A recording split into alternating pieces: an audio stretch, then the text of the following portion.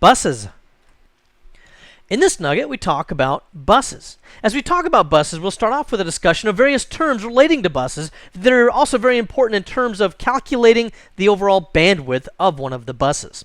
When we talk about buses, there's several types. There's PCI buses, there's Pci-X buses, which are actually normally in servers, and then there's the common Pci-Express, which we're seeing on almost anything that's new these days.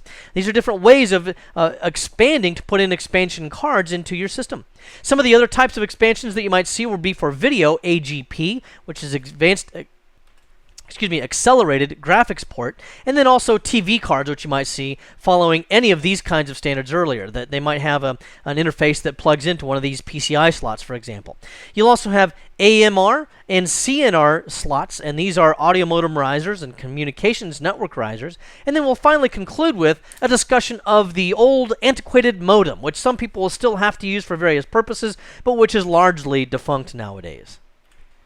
Have you ever felt like you just did not have the bandwidth to be able to get everything done? Certainly that was the case with me. I had a busy week, and I knew there was something I forgot. And then I woke up this morning, which is Sunday, February 14th, and guess what I forgot? Yeah, you got it. Valentine's Day is today, and I didn't get my wife a Valentine's Day card. So I quickly ran down to the Walmart under the guise of going to Starbucks to get her coffee, and I went to the entryway, and Walmart was thinking ahead. They have all of the Valentine's Day cards for us neglectful husbands right there. In fact, I think they should just rename Valentine's Day to Bad Husband's Day. Anyway, they had all these Valentine's Day cards right there in the entryway so that I could pick something out without even having to go all the way to the card section.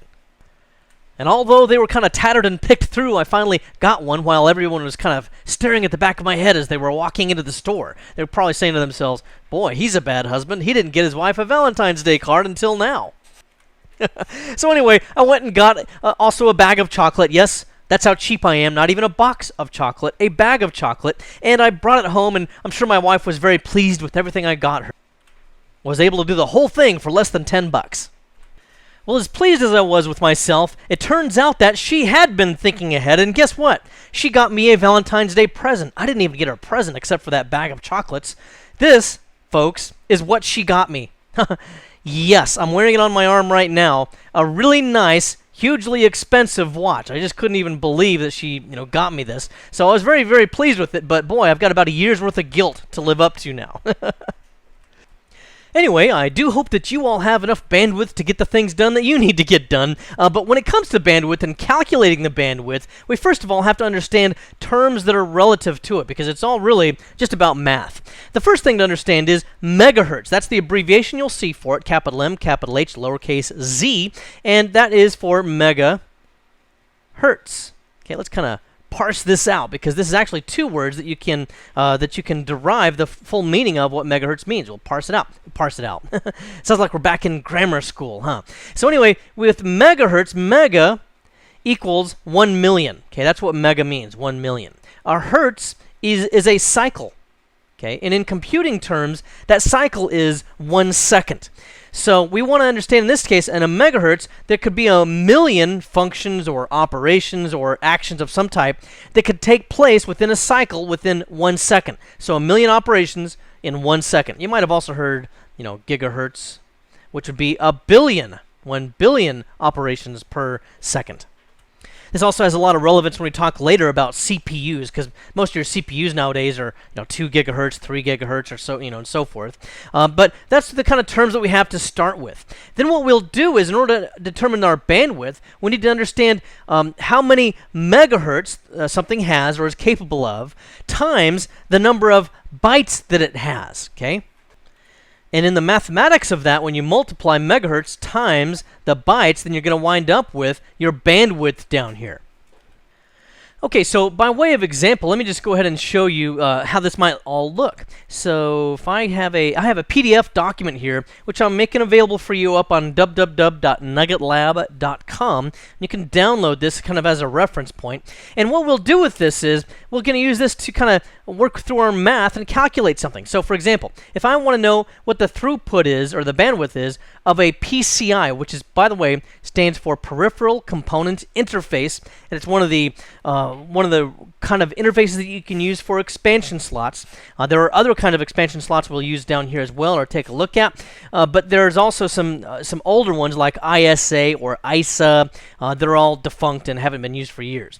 Anyway, the bus width is one thing we'll need to determine. Okay, and we'll multiply that by the bus speed in megahertz. So if 1 megahertz is 1,000,000 cycles per second, this would be 33 million functions per second.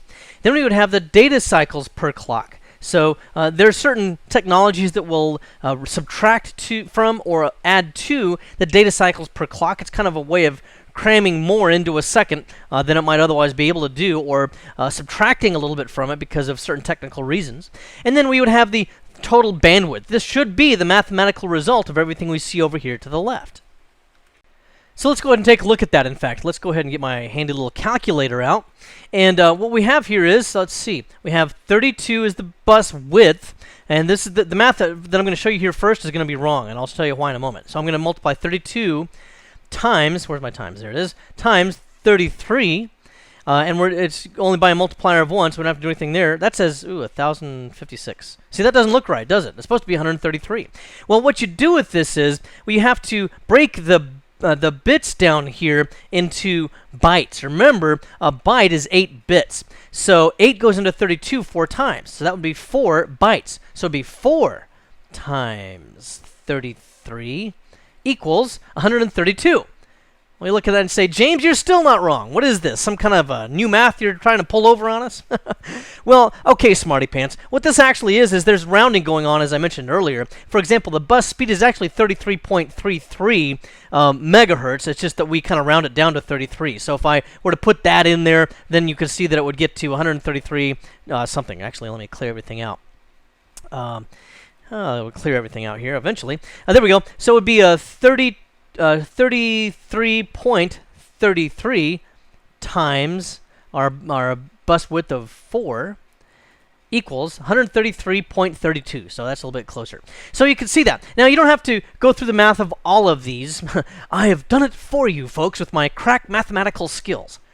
But we have a number of different bus widths and different technologies that I've gone through down here for you, and these have kind of all been pre-filled out for you, and we also have an additional chart down here that you can look at as well. We're not really talking about these quite yet, but we'll talk about those at a future point in time. But these will identify the speeds of all the bandwidth for you. Now, you might look at this and say, oh, great Scott, I'll never memorize all of this. That's probably true. In fact, I haven't. But what you do need to know for A+ exam objective purposes is you probably need to know, at least in generalities, is the PCI, here, faster or slower than, I don't know, Pci-Express. You need to know those kinds of basics. The thing where you might need to get a little bit trickier here is if you're looking at Pci-X at 66, and then you're looking at something else like, this one down here, Pci-Express 2.0, well, they're real close in speed, and so there you might need to make a little bit more of a distinction. I still don't think you have to memorize this whole thing, but at least have a general idea for which kinds of bus types are faster than others. Now, and again, we'll take a look at this again visually here in a moment, but you've seen pictures of motherboards in the past in this series, and we've looked at PCI slots of various types and other types of slots. Well, those slots have a certain amount of throughput that they're capable of, or bandwidth that they're capable of. Also, I think it's important to understand that there's a difference in the bandwidth between the theoretical versus actual. For example, we saw that PCI slot is capable of 133 megabytes per second. But if I'm putting a network card in there, there's no way in the world it's going to get 133 megabytes per second throughput because of several limitations, including the fact that network cards are normally capable of only 10 megabits per second, or 100 megabits per second, maybe a gigabit per second, but nowhere near 133 megabytes per second. So now I've got to explain the difference between megabits and megabytes per second, okay? Let's take a look at it this way. A megabit, notice the lowercase b, per second, okay, means that it's capable of 1,000 bits per second. Okay, now it correlates to the bit that we see over here. So if I have 8,000 megabits per second, what do you think that's going to equal? Well, 8,000 megabits per second is actually 1 megabyte per second. Okay, megabyte per second. So it's the same kind of a 1 to 8 relationship with megabits and megabytes that we have with bits and bytes that we see over here. All right, I decided just to pause recording for a few moments there and just throw together a little chart for you. You don't need to memorize this at all. This is just for your own reference, and you can take it or leave it if you want. It'll still be available for you up on nuggetlab.com. But this will just be a conversion for you for, where was I? What were we talking about here, for example? A megabit per second. See, that's 1,000 bits per second. And a megabyte per second. See, that's 8,000. And then if you want to convert between one or the other, there's also a bit per second and byte per second conversion formula that you can use there if you want as well. Now, of course, I've been discussing the various bandwidth and some of the technical details about these various expansion bus slots, but here what I want to do is to identify some of the specifics. Even though we've seen these in photographs in the past, now we're going to take a look at some of the details about each one of these types of slots, such as the Pci-Express slot, which we see right here. These light blue colored ones are on the motherboard that I'm recording with right now, and we can see some distinctives about these, especially when you compare them to the other slots. All the other slots that we see in this photograph are Pci-Express. These are the two types of slots you're likely to see on any computer made in the past few years, in fact. You might still find AGP slots as well, and I'll show you that in a separate photograph, but that's kind of a fading standard because they're not in any new motherboards anymore.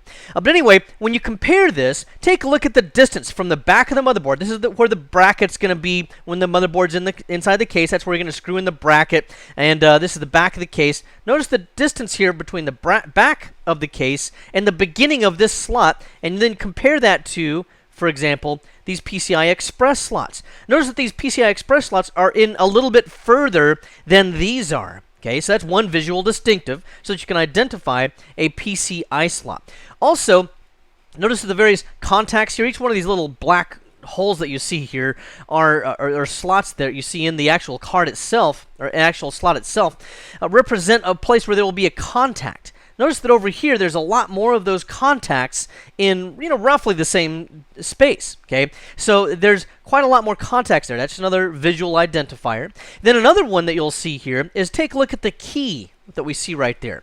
The key is a raised position in the slot that will prevent you from putting the wrong kind of card into this slot. For example, if I were to take a Pci-Express video card that would normally fit in this slot, it would not even fit in this slot. Why? Number one, because of the distance between the bracket and the beginning of the slot in the first place, but also because if I tried to put it in here, the Pci-Express card does not have a gap in the actual card in this corresponding location. See, the card that will fit into this, that should properly fit into this, will have a gap. A Pci-Express card will not have a gap in order to be able to fit around this keyed position, thereby preventing me from making some kind of a boneheaded mistake. Although I'm sure that if I really try, I can figure something out.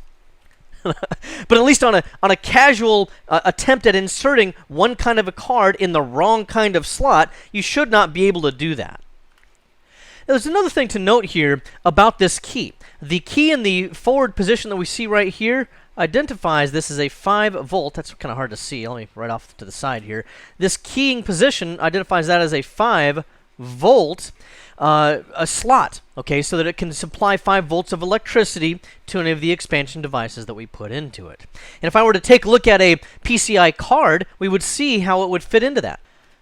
For example, here I've got an older network card that I've got. I think it's only a 100 megabit network card, and we can see that over here on the actual keying that this is open. So that will fit right over the top of that 5 volt slot. So therefore, by looking at this, I know it's a 5 volt card. Notice that this location right here, however, is blocked. It's got that opaque, material or whatever it is here, the substrate, and it will not allow it, this card, this 5 volt card, to fit into a 3 volt slot. You see, there are also 3 volt slots that could also be used. So a 3 volt slot would have a notch approximately, somewhere back in here. All right. Now, a lot of motherboards as well nowadays will be able to kind of intelligently determine when you insert a card in there what kind of voltage it's designed to take and apply the proper type of voltage. But by keying, you can kind of hard code it into using one type of voltage or the other. And then by way of example, what we see here is a PCI card that is actually a TV tuner. And what I could do is I could just plug in my coax cable here, my household coax cable, to watch television signals through this tuner right here. And by the way, the Winter Olympics are on this week, so my video production might slow down dramatically. Anyway, what we have with this is it's a PCI card, but it's a universal card. Let's zoom in on these contacts down here. As we take a look at this, notice we have two different notches. This one's for the furthest away notch, which is the 5-volt that I already showed you. Okay, but I could also put this into a 3-volt only slot, and this would then allow it to run the same card on 3.3 volts. And if it has the ability, most of these cards will be able to default to the lower voltage if possible. So for example, I could put this into my existing motherboard, which is notched for 5 volts, but a lot of times motherboards and devices nowadays are also able to intelligently determine whether it can run on lower voltages, and then it would. And then by way of example, I have a photograph here of a PCI card. This is actually a TV tuner card where I could plug my coax cable in right there and watch TV all day. By the way, the Winter Olympics are on at the time of this recording, so my production might slow down dramatically. Anyway, what I could do with this is, notice that it's got a couple of different notches down here. Now, we've already seen one of those notches in my existing motherboard, which is notched for 5 volts. So if I were to put this in there, it could use 5 volts. But remember I said just a moment ago that it's also sometimes able to intelligently determine the lower voltage that it could possibly run on. With this card, it's a universal card that could also run on 3.3 volts. Okay, so in this case, it probably would run on only 3.3 volts. This card would also be able to be put into a slot that was hard-coded for 3.3 volts and then only run on that. And then here I've switched over to an old server that I have. It's decommissioned now, but you can see in this one that I have my traditional slot right here, my PCI slot, which is notched for 5 volts. Notice that I also have a couple of other types of slots, however. This is a 64-bit PCI slot, and you can notice that in terms of where the slot starts right here, it's exactly the same. This is where the 32-bit slot ends, and this notching right here is only to designate the end of the 32-bit portion of this slot. But then if I have a 64-bit card, then I could put that in here, and it would use these remaining contacts throughout the end of the card. And then this is where the 64-bit card would end, right here. At least where the slot would end. Sometimes the cards will actually extend a little bit longer past the end of the slot. And these 64-bit slots are capable of running either 32-bit cards or 64-bit cards. In fact, by way of example, let me zoom in a little bit here.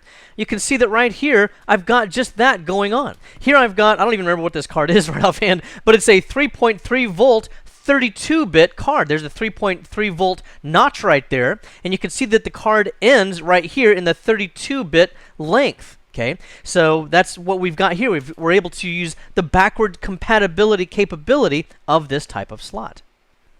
And then here I wanted to zoom in a little bit further. We're like at almost the microscopic level now. And this is a PCI, I don't know what happens with my pen here, but this is a Pci-X slot in actuality. Now I want to bring up something about that. First of all, I'm not confident that the Pci-X slot type is going to be a big issue on the A+ exam, but it's easy to learn about, so I'm going to go ahead and address it here just in case. And the Pci-X is always 64-bit. That's why this is a 64-bit card that we've been looking at here. Okay, as we go back out even further, now we're at 30,000 feet here. So as we take a look at that, if we go back to our document, notice that here Pci-X is always 64 bits all the way down through, and you're normally going to see that in servers. It is backwards compatible to all previous versions of PCI, but it is not compatible with Pci-Express because the notching and the location of all of this is going to be different. And then that takes us back here to our Pci-X slots. Okay, and remember, those are normally found in servers, 64 bits in length. May not be part of the A+, but it's important to know anyway, just in general. And then, now let's move on here to Pci-Express. The Pci-Express slot has a different form factor, and it overcomes a lot of the limitations of traditional PCI slots. And to identify some of those problems, let's return to this PDF where, let's say that even on the most high-end server, you had a Pci-X 533, and it was 64 bits at this many megahertz, and you were getting 4.2 gigabytes per second. That's a massive amount of throughput. But electrically speaking, in terms of the engineering and all of that, it's very difficult to get any faster than that. And one of the big reasons for that is that all of the data here has to work in parallel. 64-bit widths, all the data has to arrive at the end of every lane at exactly the same time. It's kind of like this. Let's say that I had a fan club. Okay, I know it's hard to believe, but let's just say that I had a fan club, and there was all kinds of people that were members of my fan club, and I called a meeting down at Applebee's, and I said, hey, everybody, come to the James Conrad fan club, and everybody came plowing through the door, 64 lanes of traffic at a time. Well, they couldn't really do that. It'd be very difficult to synchronize the arrival of everybody pushing through the door at once. There'd be some kind of stampede, and the cops would come, and an ambulance would be there, and all that kind of stuff. But again, for the electrical engineers, it's very difficult to get this parallel timing just right, and they pretty much reached the limit of what they could do with this technology. Plus, remember, this is normally going to be on a server. Even on a consumer-level PC, you're not normally going to get that. So as I scroll down here, let's take a look at Pci-Express. What do we have here? One puny little lane of traffic. And we have 2,500 megahertz and 0.8 cycles per clock, and then we would have 250 megabytes per second. But remember, that's only a single lane of traffic. But in terms of the electrical engineering of this and how engineers are able to make all of this work, it's actually much simpler. It could also result in cheaper devices than if we were to try to push this to an even further limit. So with something like this now, we don't have 64 lanes of traffic where everybody's all arriving at once at the Applebee's through the front door, but we would have only a single lane of traffic, a single file line. Everybody has to line up behind each other. But guess what? We can all come through 2,500 at a time, pretty much, is kind of how we're looking at this. So we'd have to kind of put a revolving door in the front of the Applebee's, and the people would just come flying through, and in 0.8 data cycles per clock here, and we would then get 250 megabytes per second. By the way, just in case you wonder about whether I would ever actually have a fan club and anybody would join it, I'd like to let you know that one of our CBT Nuggets fans did email me recently saying that he started a fan club for me. I was very, very flattered. And then I went to the fan club and looked at it, and guess what? Do you know what the membership of this fan club is? 1. Oh, well, at least somebody tried. And then you can see that you can now also put additional lanes. It's not bit width. These are lanes in Pci-Express. So it's somewhat analogous to a 16-lane highway or a 32-lane highway. And also, this Pci-Express that we see here, this is the initial version of Pci-Express. Most of the computers that you see nowadays are going to have Pci-Express 2, which, as you can see here, is twice as fast as the original. And so our throughput is getting pretty fast there. And you might see up to this level on the A+ exam. However, now, in terms of the technology, newer motherboards coming out as recently as late 2009 are having Pci-Express 3.0. In fact, the motherboard that I'm recording on right now has this level of Pci-Express. And look at that. That's a screaming, what is that? 32,000 megabytes per second. So that'd be 32 gigabytes per second. That's really, really fast. And let's also calculate the throughput of this. Let's make it simple and go back up to the very earliest level of Pci-Express. And if I bring in my calculator here, you might say, well, wait a minute. Before we were kind of dividing by 8. How do you divide, 1 by 8? Well, you still do that, actually. So what you would do is you'd take 1 divided by 8 equals 0.125. And then you would multiply it by the megahertz, so that would be, where's my times? I just had, there it is, times 2,500 times 0.8 clock cycles, so that would be times 0.8 equals 250, and then we can see is the exact result of what I just calculated, 250. Also returning to this, I want to point out that I've kind of emphasized the by 1 and the by 16 Pci-Express slots. There's also a by 4 and a by 8 slot. Although you're not normally going to see those on consumer level PCs, normally you're likely to see those, however, on servers. And then as we look at the actual PCI type of device, Pci-Express devices, we see this by way of example. This is specifically a serial ATA card where I can plug in an additional internal serial ATA card into this connector, or I can plug in an external or an eSATA. Okay, that's what that is. eSATA onto the external. They use different types of connectors. We'll look at that more when we talk about storage at a future point in time. And then we see the actual connector for our Pci-Express by 1 slot. You can see right here, really narrow and small. Doesn't look like it's capable of much, but it's more than enough for the throughput of even 2 of the drives that might be attached onto this. And then, of course, again, is the notching. And then PCI by 16, you're very often going to see used for video purposes. Here's a little bit of an older card, but it still works, and it's still the same in principle here. And you can see that again for this one, it's a much longer slot. The first part of this looks the same as the by 1. Okay, all of this distance from here to here up to the notch looks the same. But then you have all this additional contacts that we have here all the way through the by 16 space, and then you'll have this item right here, which is used to lock in the card. This is going to be very similar to what we saw for AGP, and we'll talk about that again here in a moment because I haven't addressed that yet. But both AGP and Pci-Express by 16 video cards will use something similar to this, which will have a little tab on it that will lock this into place so that it doesn't kind of work its way out over time. Here then I've gone to another motherboard where we see a couple of PCI by 16 slots here.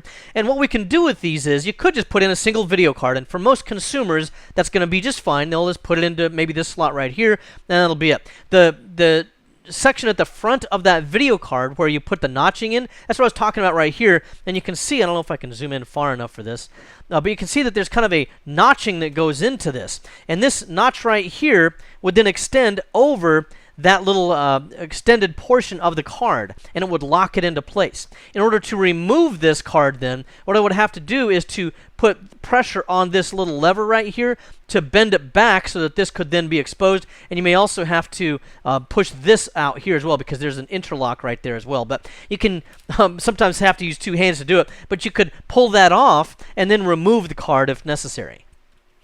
And then the other thing that we see here is something for NVIDIA video cards called SLI. Actually, it's right there on the card, on the motherboard here as well. It's called SLI. Okay, and what this allows you to do is that you can put one video card here and another video card here. You can then bridge the 2 cards together and send the output through one of the video cards out, and you'll get twice the video performance, at least to the theoretical maximum, out to your video. And it's very useful for high-end gaming or high-end graphics and the like. Also, what you would do then is you have to tell the video cards that they're going to be then combining their processing power and sending out through a single card. And that's what this item right here is on the motherboard. They don't always appear this way, but you would turn this one direction in order to identify that you want to use a single video card, and another direction to identify that you want a dual video card. So you would just bend these tabs back here and flip this around. You can see here it says dual, and then over here it says single. Right now it's set for single, so I'd flip that around for dual.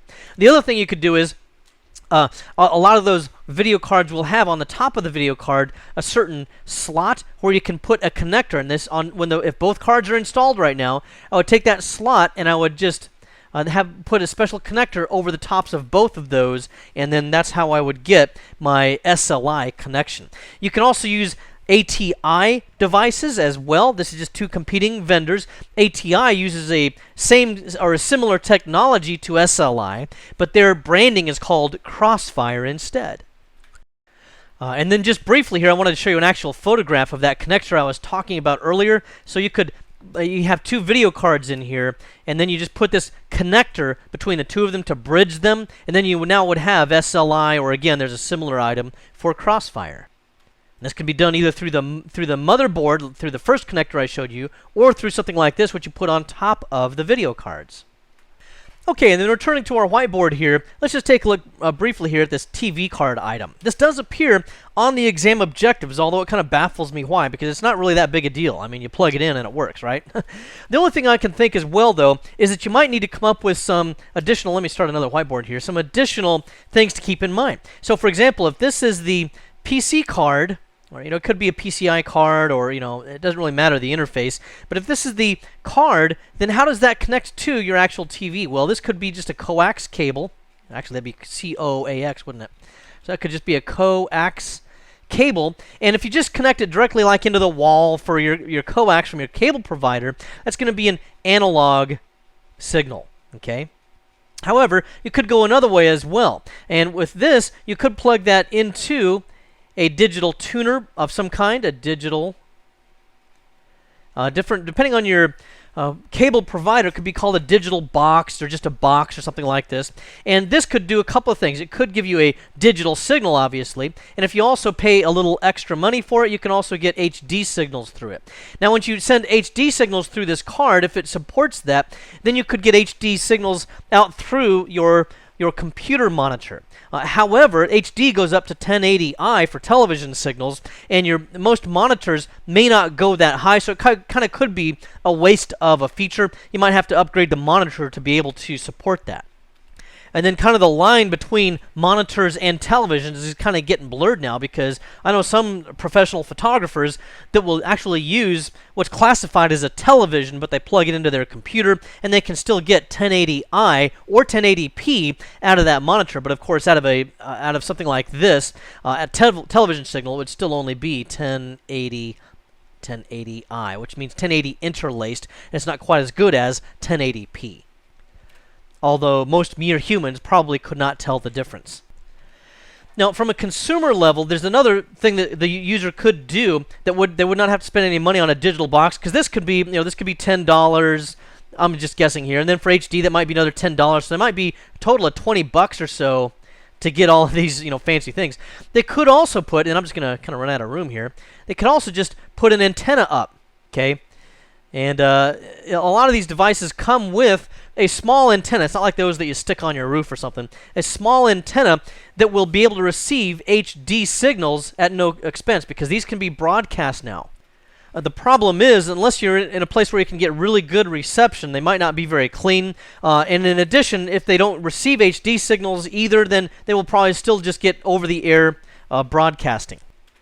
And for that, they might complain about a snowy picture. Okay, that's very often what they're going to see if they have a snowy picture. They could also get a snowy picture through coax analog, especially if their TV signal has been split off many times. Maybe they have a family room and a living room and 2 or 3 bedrooms, all that have coax, and every time you go to a different room, you may have to have split that, so they might be getting a weak signal. So again, they might be getting a snowy signal through that, which of course, but that actually might be welcome for the Vancouver Winter Olympics this year, because they're not getting any snow up there. So the snowy signal might be all the snow that you can get. In fact, they're even trucking in snow for the skiing events and the like. But if the user is complaining of a snowy picture for their digital TV tuner card, or their TV tuner card, then the only other thing that you could do is either call the cable company and see if they can do something for you.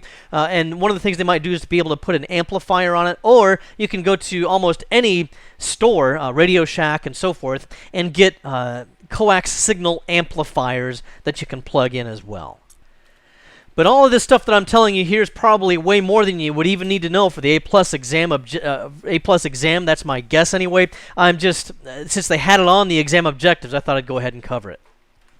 And then I don't really have a whiteboard for this because it's real simple and quick information. But your TV tuner card can also be used as a capture card. There's usually external inputs so that you could plug in some kind of an external device, like a DVD player, a VCR, some other kind of a audio-visual device, and that TV tuner card could sometimes, depending on what brand and manufacturer and what features it has, it could capture that. Or you could also get a dedicated capture card, but we don't really see a lot of call for those things. But those things also do exist with I/O to send or receive video and audio signals. And then for video cards in general, the more memory they have, the more capable they usually are of displaying complex graphics. A lot of video cards now have somewhere in the gigabytes of video memory, and as such, they're able to perform very highly. You may see some older ones that only have 256 megabytes or 512 megabytes, and if people are only doing normal office routine kind of functions, that should be fine. But if they're doing gaming or something like that, they're going to want probably at least 512 megabytes, if not a gigabyte or more. Now, that TV tuner card might be a Pci-Express card, it might be a PCI card, and there's one other that's not really on here, and it's becoming increasingly popular, and that would be just a USB. In fact, did I go to that website? I think I have a website where I showed that. Oops, there's my guilt again. Okay, that's right here. There it is. This actually I've got in the back of my own computer right now. This is actually the one I've gone to because it's smaller and easier to manage, and I don't have to use an expansion slot for it. But you can see here that it's USB, and then there's the connector for your TV source.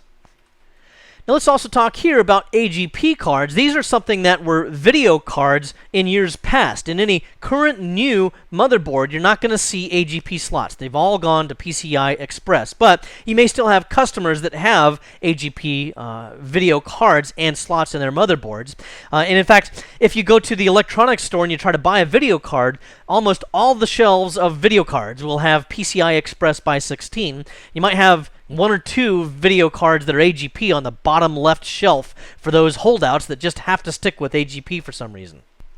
AGP, I've got that also on our little PDF document here, and you can see that that's gone through several iterations. One thing that's not on here because it was never really an A+ exam objective anyway in the old days is the AGP Pro, but you see different speeds and things that are available through this. But you can see that the Pci-Express is going to be much more efficient and faster, even on the first version of Pci-Express. By 16, it's good for 4 gigabytes per second, whereas the fastest consumer level AGP at 8X was only about half that speed. Now, I had to dig back in my archives to find an old motherboard here, but I found one, and this one's got an AGP card on it that you can see right here. Okay, actually an AGP slot, excuse me, that you can use. And if I zoom in a little bit further on this, it's too bad it's black in color because it's a little bit harder to see. But there's the actual notching as well that appears for this item. And I'm kind of going to outline this. And this is similar to what I showed you earlier with Pci-Express. It would lock the card into place, and then in order to remove it, you would apply pressure in this direction, and then you would push your thumb against it, and then you could work the AGP card out of that slot. And then here's what one of the AGP video cards might look like. This was one of the last ones that I had purchased, and you can see that I had dual video out with this. This was really a hot feature back in those days. And then you can see something about what the connectors look like here. And then again, there's this tab over here for the retention that you would use to insert it into that slot, and that's where the tab would then lock onto place. And then this is what it looks like from the back of it, so that you can see, and I'll move this in here again, zoom in a little bit further. This is where that little tab is locking that card into place. That's one side of it. And then the other side of it would be over here. This is the front side of it. And you can see the little tab here where you can push this back with your thumb and then release that tab that appears right here.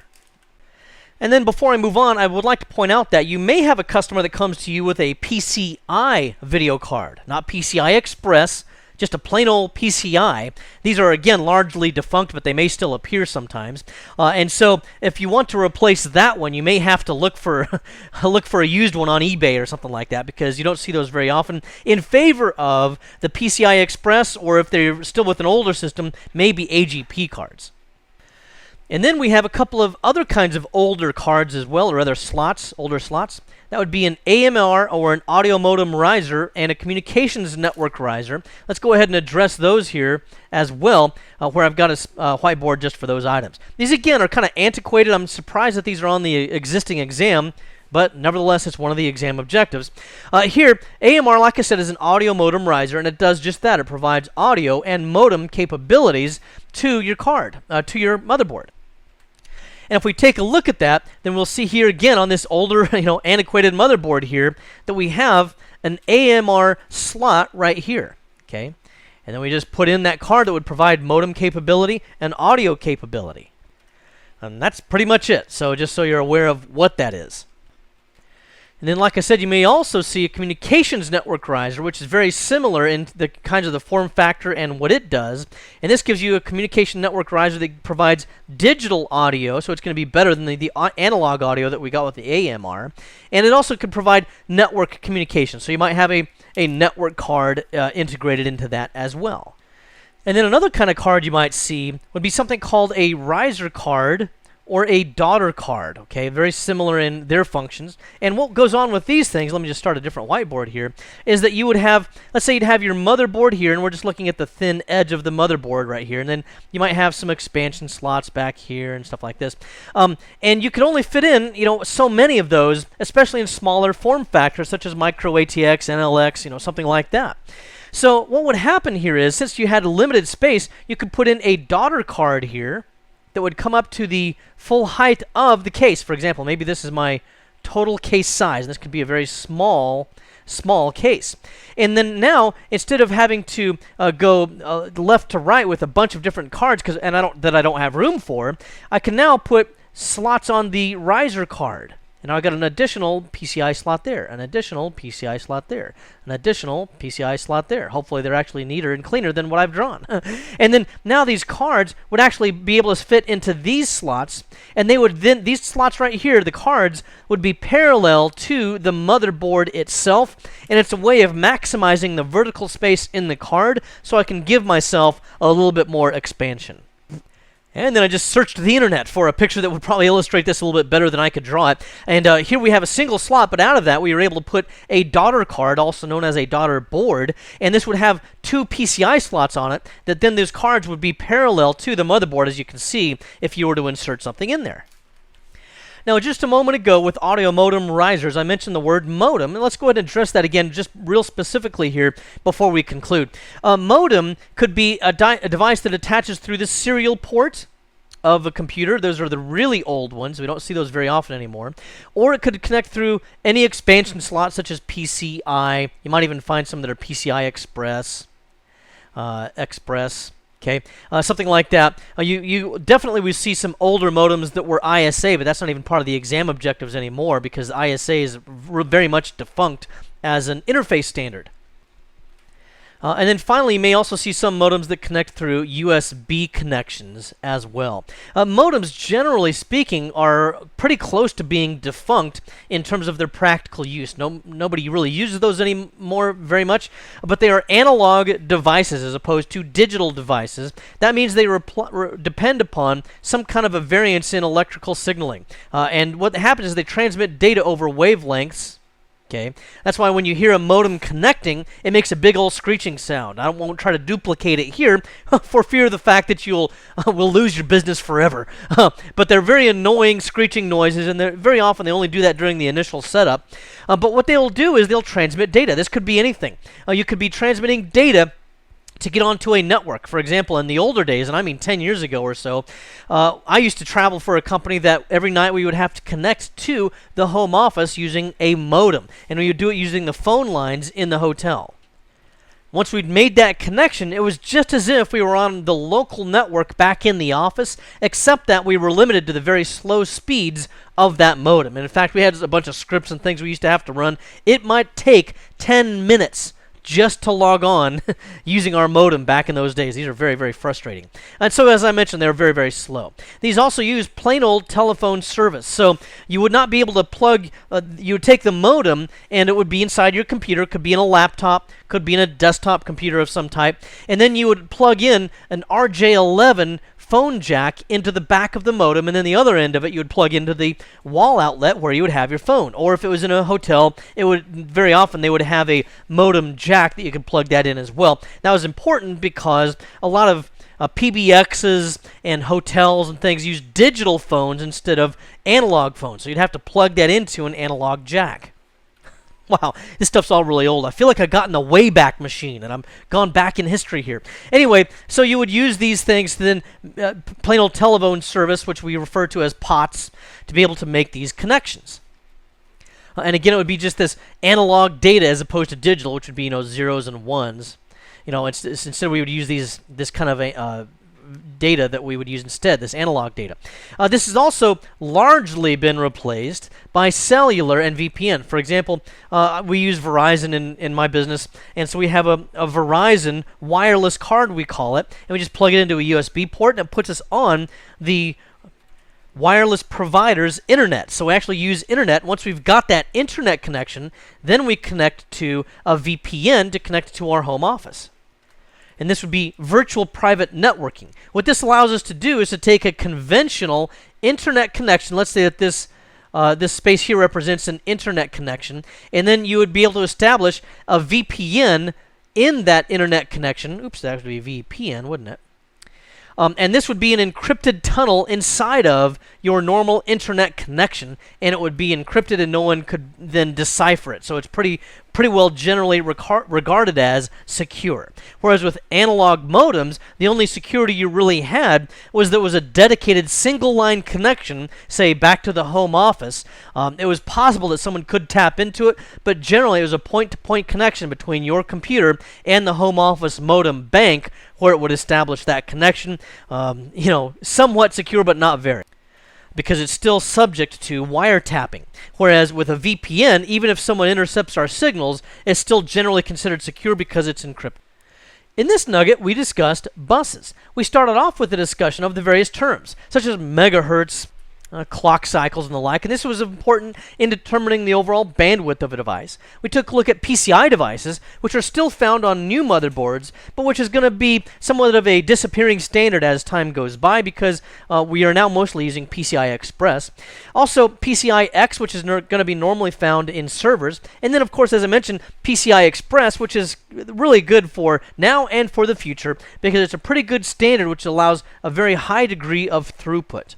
Also, we took a look at AGP, which is the accelerated graphics port. There's several different iterations of that, but that's also something of a disappearing standard.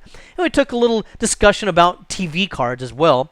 We talked about audio modem risers and communications network risers, which are still possible to see those in some new systems, but those, again, are only going to normally be found in really small form factors, so you can get more expansion out of those devices.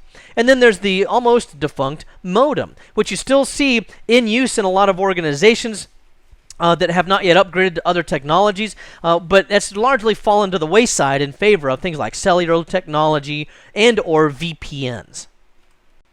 Well, I hope this has been informative for you, and I'd like to thank you for viewing.